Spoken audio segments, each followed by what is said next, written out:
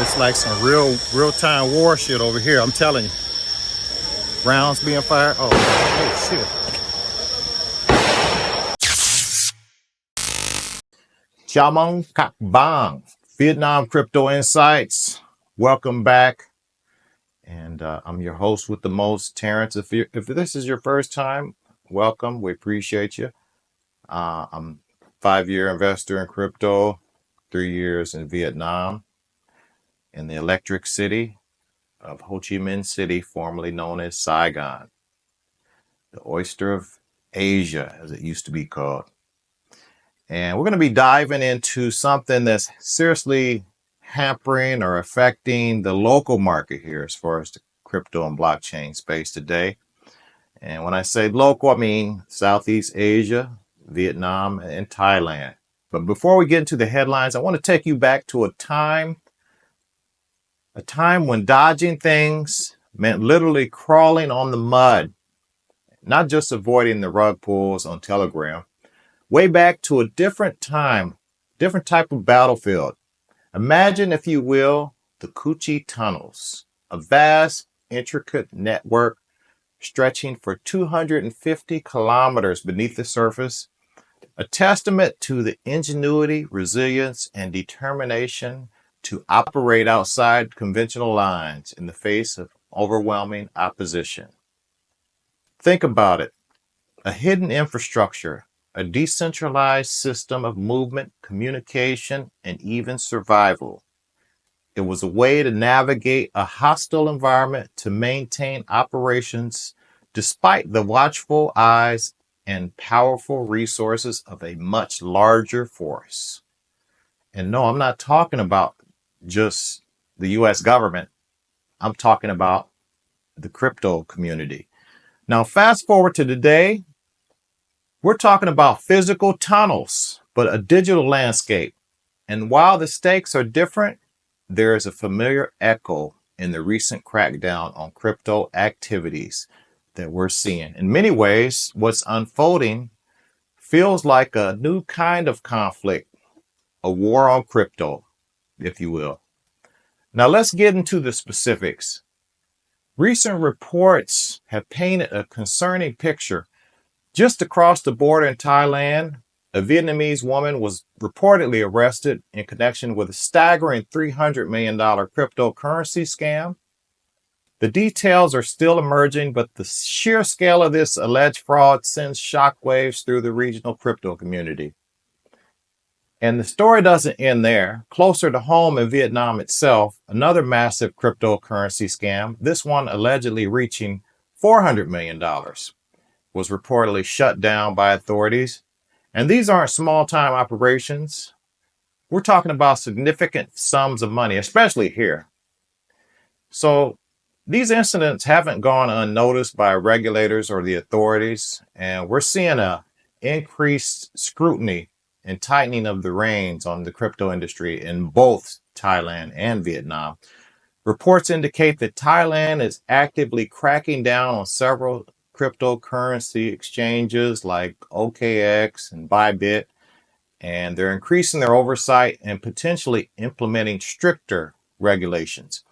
Similarly, in Vietnam, while the government hasn't outright banned cryptocurrency, the regulatory stance remains cautious, and these recent scams will undoubtedly fuel the further debate on potentially stricter enforcement.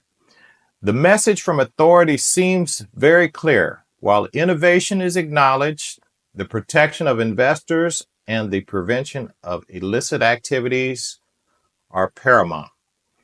They went so far as to ban Telegram in the past week. You know, I opened up my app the other day and I kept getting the message update, and I couldn't figure out what was going wrong for a while. So that actually forced a lot of us to resort to other platforms or to VPNs. The way that things are going with these crypto crackdowns, it kind of feels like history is rhyming, right? Except this time, instead of guerrilla warfare and tunnels, it's more like the authorities are playing whack-a-mole with multi-million-dollar scammers, and the legitimate crypto enthusiasts are fighting and are hiding from both. So what does this mean for the average Southeast Asian crypto enthusiast or investor? Well, on the one hand, these crackdowns are a necessary step to weed out the bad actors and protect the integrity of the blockchain and the digital asset space. No one wants to see anyone lose their hard-earned money and disappear in a fraudulent scheme. Increased regulation, if implemented thoughtfully, could ultimately lead to a more secure and trustworthy environment for legitimate crypto activities. However, there's also a risk. An overly heavily-handed approach could stifle innovation and drive legitimate businesses and investors underground, much like those who sought refuge and operated within the Coochie tunnels. The key, as always, lies in finding a balance, a regulatory framework that could protect consumers without suffocating the potential of this transformative technology. We need clear guidelines, transparent processes, and a collaborative approach between regulators, industry players, and the crypto community itself. Open dialogue and education are crucial to fostering a healthy and sustainable crypto ecosystem within the Southeast Asian community.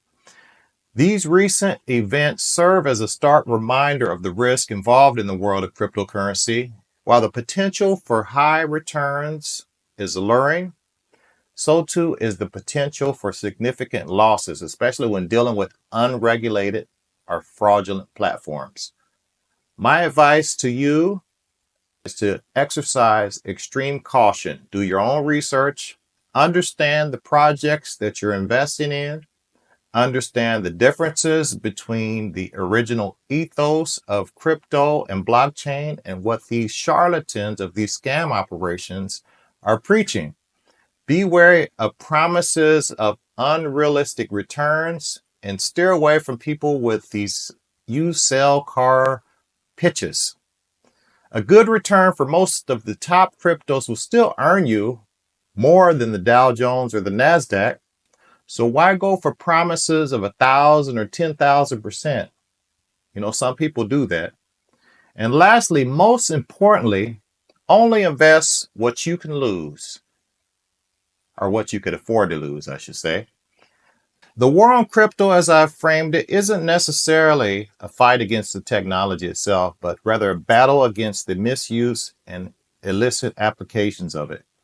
And just as the people of the Coochie tunnels adapted and persevered, the legitimate crypto community needs to navigate this evolving landscape with vigilance, knowledge, and a commitment to the responsible participation in this community.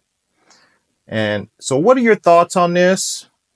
How do you see the regulatory framework in Southeast Asia as it is coming to fruition here? Share your thoughts and opinions in the comment section. And we want to hear from you. We want to know your thoughts. And as always, don't forget to share the video, subscribe if you like the content, and give us a like. And as usual, keep it coffee and crypto, and I'll see you next time.